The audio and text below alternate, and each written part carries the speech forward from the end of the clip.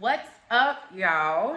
So I am doing this video to discuss the reason why I fast at least once a week.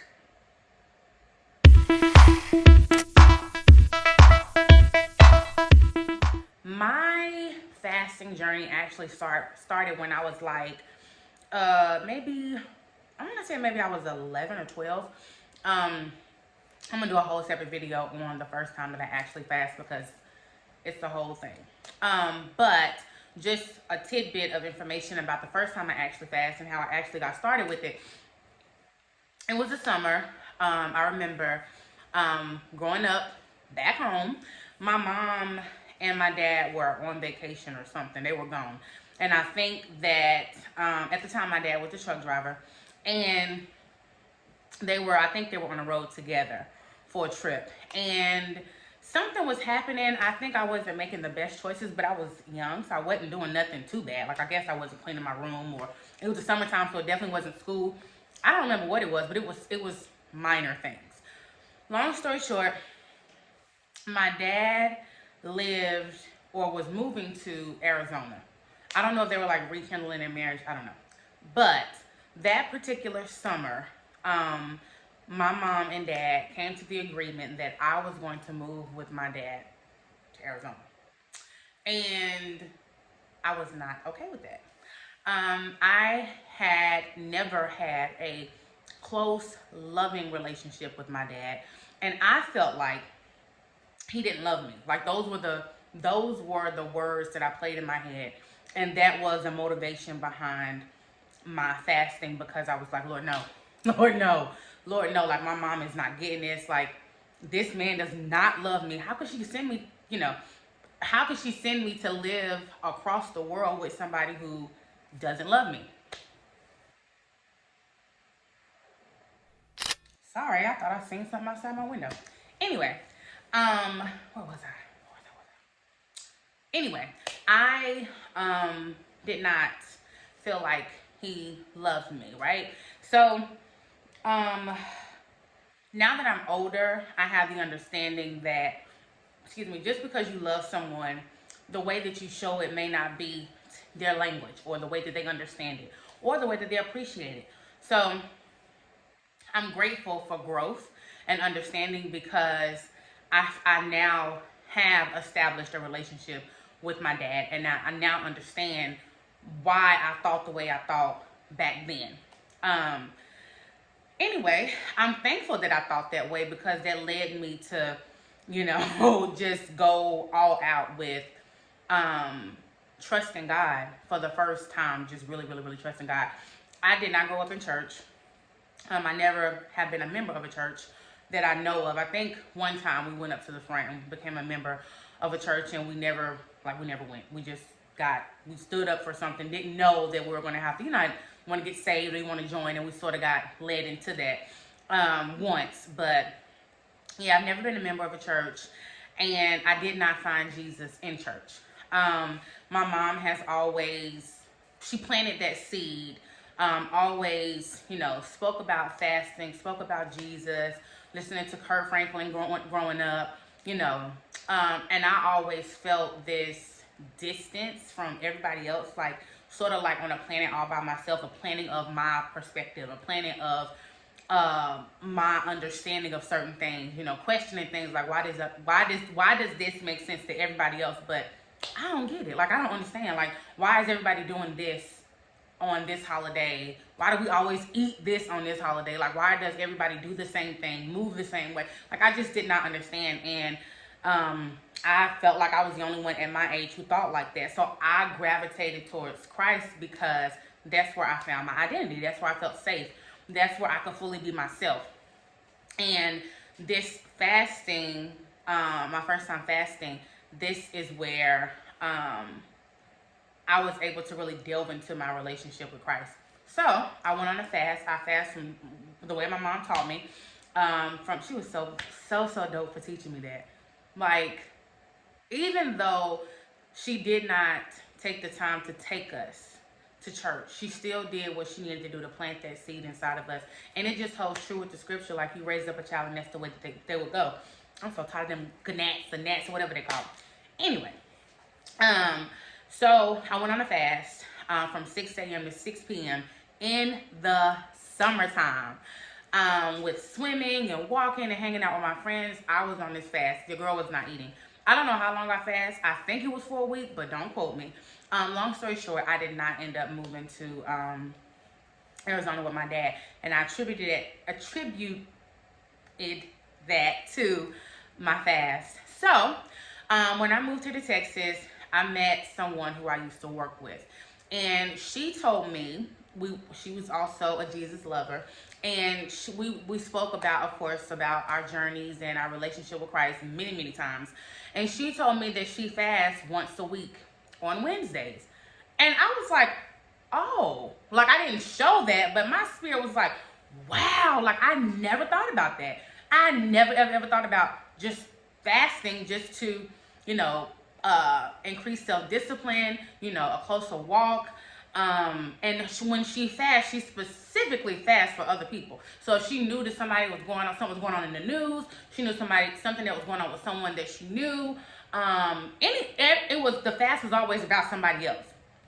She strategically set that time aside on that day. Like, don't call her because she's not answering the phone. She strategically set that time aside on Wednesdays to spend time with Jesus. And that just knocked my socks off, and I started doing that. Today happens to be Wednesday, and I fast today. And the reason why I took on that mindset, or I guess sort of like that ritual for lack of better words, of fasting every day, because I noticed that, one, God values our time, and it's not for him, it's for us. He values our time, and discipline is good for me. Like, discipline, separation of my normal habits, my normal day-to-day, my normal thinking is so good for me. Just today, if you've seen one of my previous videos, I was to have a PET scan done, and I got information today that insurance is not going to cover this PET scan. And so I was like, Jesus, help me. Jesus, just help me. Help me with my perspective. Help me how to think about this, because I need you. I need your perspective. Now, normally when I get stressed out, I'll, pick up the phone. I'll go grab something to eat. That's another video. What I'll do, I'll cry, pray, but still not be at a place of peace. I'll talk to my husband about it. All of these things that were not what I needed to do, that were not fixing the problem, was not keeping me in my place of peace. Today, while fasting, I stepped away from what I was doing with work, and I went and laid down, and I went and talked to my Father. Like, it's literally like I went and got in bed with my dad and was just like, Father, help me. And he gave me the reassurance that everything was going to be okay. And I could not lean to my own understanding. And I just pondered on that. If I was on social media today, if I was embedded in work or whatever else that I felt like was important, I wouldn't have been able to take that time. I wouldn't have took that time to set aside to just go be at my Father's feet and just, I need you. Here's what I got. I think that fasting for me creates this strength that I already have. It's the acknowledgement of the strength that I already have, that focus, that discipline, and it sets me apart from what the world is doing. And that may not mean anything to you, but me, I have this natural rebellion to the world. Like, when everybody does something, I go the opposite way. Like, I remember everybody was watching Empire. I never seen an episode of Empire. Everybody was watching Power. I've never seen that show. I don't have a Twitter. I don't have Snapchat. I don't even know how to work it. I barely know how to work Instagram.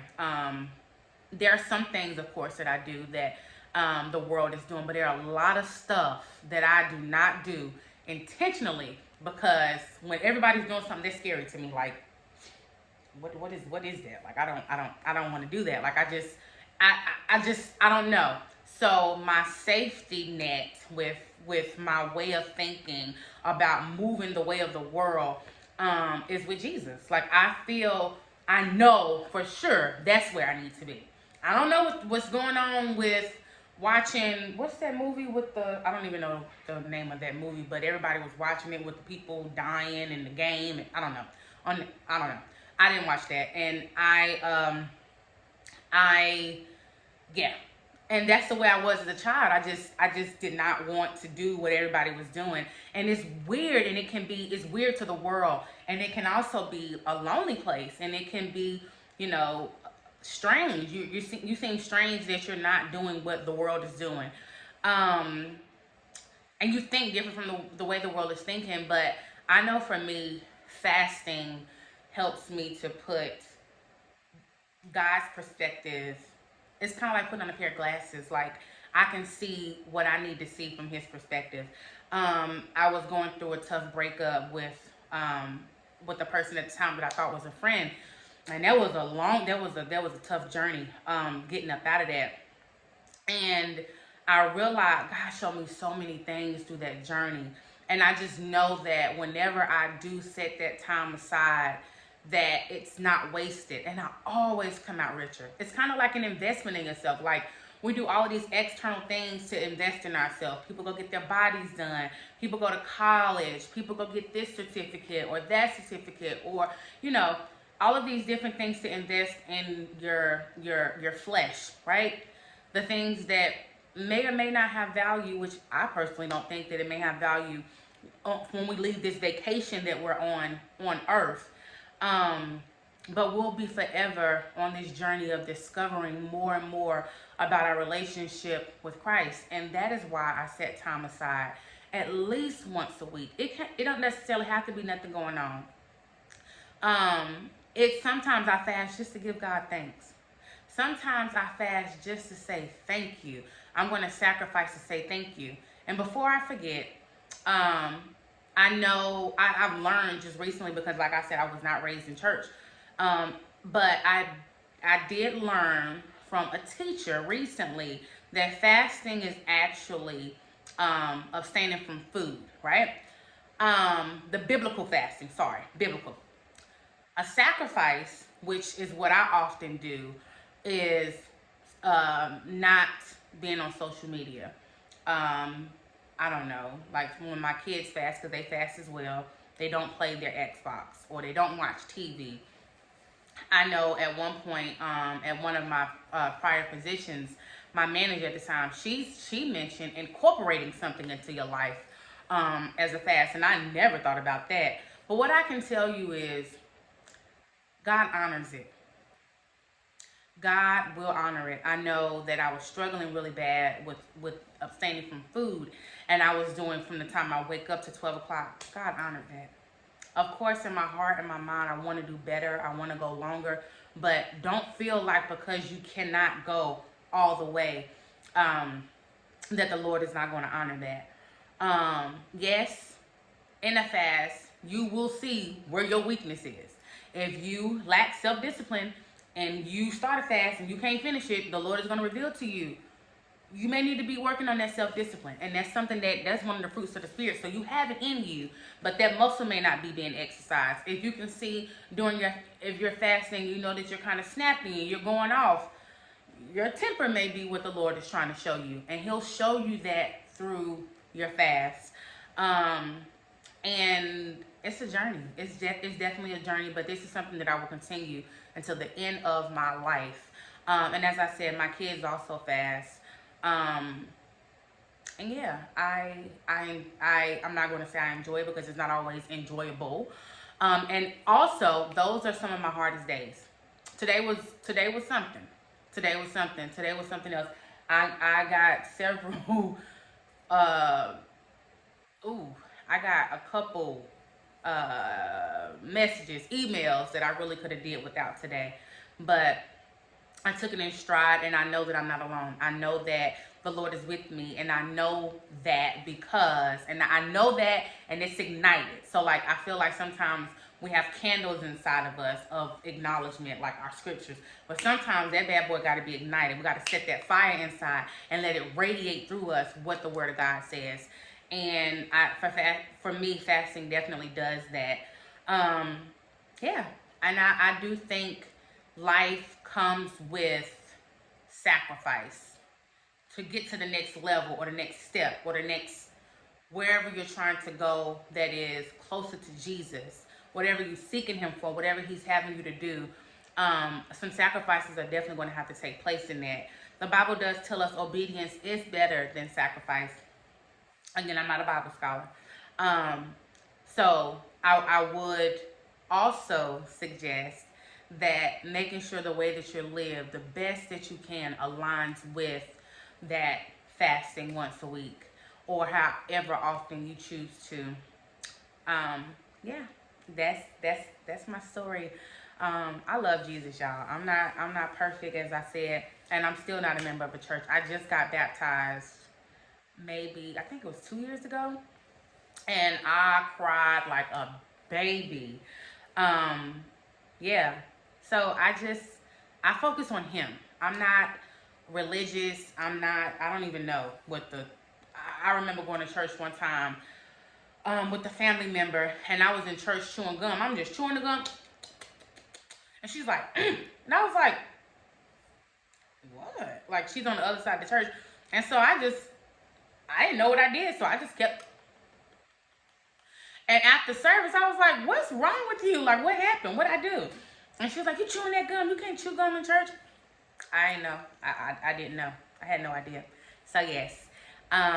Again, my name is Keisha Austin. If I did not say that in the beginning of the video, I make videos on just about anything that comes to my mind. I enjoy it. I love talking. So, if something comes to my mind, I will likely make a video about it.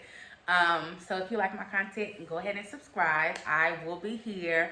I'm not going anywhere. I know I had took a little hiatus and it wasn't recording for a while, but this is something that I actually enjoy doing, so I'm going to stick to it. I'll see y'all later.